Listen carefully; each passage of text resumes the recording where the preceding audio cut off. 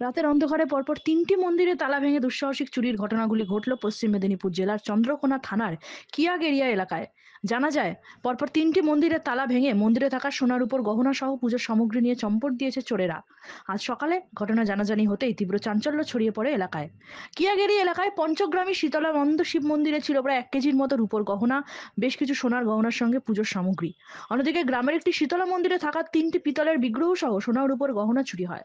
পাশাপাশি গ্রামেরই একটি ব্যক্তিগত কালী মন্দিরের তালা ভেঙে চুরির ঘটনা ঘটেছে বলে দাবি গ্রামবাসী সহ মন্দিরের দায়িত্বপ্রাপ্তদের। গ্রামবাসীর দাবি, রাতে ইলেকট্রিক বন্ধ করে একসাথে চুরির ঘটনা ঘটিয়েছে দুষ্কৃতীরা। এক রাতে একই গ্রামে একইভাবে মন্দিরের তালা ভেঙে একাধিক মন্দিরের চুরির ঘটনায় আতঙ্কের সৃষ্টি হয়েছে এলাকায়। চুরি যাওয়া মন্দিরগুলির কর্তৃপক্ষের তরফে জানানো হয়েছে যে চুরির ঘটনার খবর দেওয়া হয় চন্দ্রকোনা থানায়। পুলিশ এসে খতিয়ে দেখে। এই নিয়ে থানায় লিখিত অভিযোগ দায়ের করা হবে বলে জানানো হয়েছে। পশ্চিম মেদিনীপুর থেকে নিজস্ব প্রতিনিধির রিপোর্ট, এনএম নিউজ। আরও খবরের আপডেট পেতে সাবস্ক্রাইব করুন আমাদের ইউটিউব চ্যানেলটি আর বেল আইকনে ক্লিক করুন নোটিফিকেশনস পেতে।